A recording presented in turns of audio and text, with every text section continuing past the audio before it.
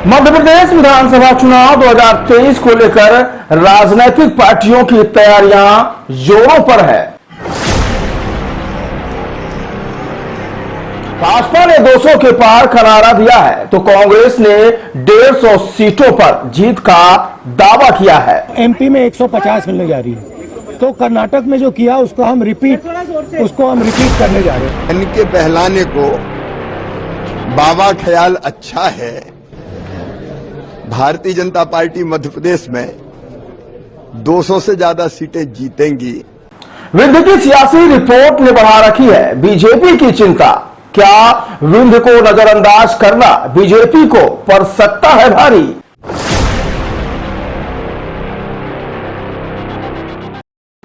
आखिर विंध्य को साधने में क्यों जुटे हैं बीजेपी के दिग्गज नेता। पीएम मोदी से लेकर गृह मंत्री अमित शाह और नितिन गडकरी कर चुके हैं विंध्य का दौरा। नमस्कार, आप देख रहे हैं तेज खबर 24 और आपके साथ मैं हूं अयाज। दोस्तों, मध्य प्रदेश विधानसभा चुनाव का समय अब नजदीक आ चुका है। ऐसे में राजनीतिक पार्टियों ने चुनाव की तैयारियां भी जोरों से शुरू कर दी है। हाल ही में हुए कर्नाटक चुनाव के बाद एक और जहां कांग्रेस ने जीत हासिल कर मध्य प्रदेश में भी अपनी जीत का परचम लहराने का दावा किया है, तो वहीं बीजेपी कर्नाटक चुनाव की हार का बदला मध्य प्रदेश के चुनाव में भुनाने की तैयारी में है। अगर हम बात करें विंध्य क्षेत्र की तो विंध्य क्षेत्र से बीजेपी की रिपोर्ट चिंताजनक बताई जा रही है। पार्टी सूत्रों के माने तो बीजेपी ने हाल ही में विंध्य की हकीकत को भांपने के लिए जब सर्वे कराया तो उसकी रिपोर्ट चिंताजनक निकली है। तो आइए जानते हैं विंध्य में बीजेपी की क्या है स्थिति और क्या बीजेपी की नैया को पार करा पाएगा विंध्य क्षेत्र।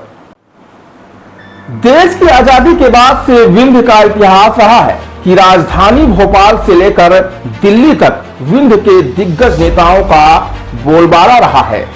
एक समय था जब कांग्रेस के जमाने में अर्जुन सिंह से लेकर गोविंद नारायण सिंह और श्रीनिवास तिवारी तक ये नाम है जिनकी राज्य से लेकर केंद्र तक तूती बोलती थी। लेकिन वर्तमान में बीजेपी के समय में ऐसा कोई नेता नहीं बचा जिसकी दिल्ली तो क्या भोपाल तक में धमक हो। बीजेपी के समय में विंध्य से राजेंद्र शुक्ला बड़े नेता माने जाते थे और उनकी चलती भी थी। ब्राह्मण समाज से आने वाले राजेंद्र शुक्ला के नाम की चर्चा पार्टी के अंदर शिवराज सिंह चौहान के बाद होती थी। लेकिन साल 2020 में जब बीजेपी की चौथी बार सरकार बनी तो राजेंद्र शुक्ला को किनारे कर दिया गया। गौरतलब है कि विंध्य में विधानसभा की 30 सीटें हैं जिनमें से वर्तमान में 24 सीटों पर बीजेपी का कब्जा है और इसका सबसे बड़ा श्रेय राजेंद्र शुक्ला को ही जाता है। बावजूद इसके प्रदेश में विंध्य क्षेत्र के साथ बीजेपी ने सौतेला व्यवहार करते हुए ग्वालियर चंबल इलाके को तरजीह दी और विंध्य के नेताओं को दरकिनार कर चंबल ग्वालियर के नेताओं को ज्यादा तवज्जो दे डाला। चर्चा यह भी नहीं कि विंध्य के सबसे बड़े नेता के नाम से जाने वाले राजेंद्र शुक्ल बीजेपी की गुटीय राजनीति का शिकार हुए, जिसकी वजह से उन्हें मंत्री पद से भी दूर रखा गया।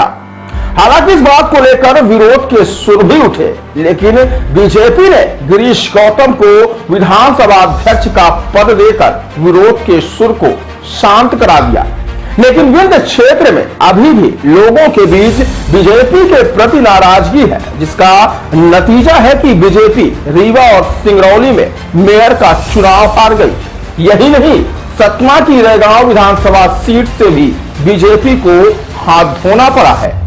इसके अलावा विंध्य में बीजेपी की सबसे कमजोर कड़ी यह है कि पार्टी के सीनियर नेताओं को साइड कर दिया गया है और नेताओं में आपसी तालमेल भी नहीं है।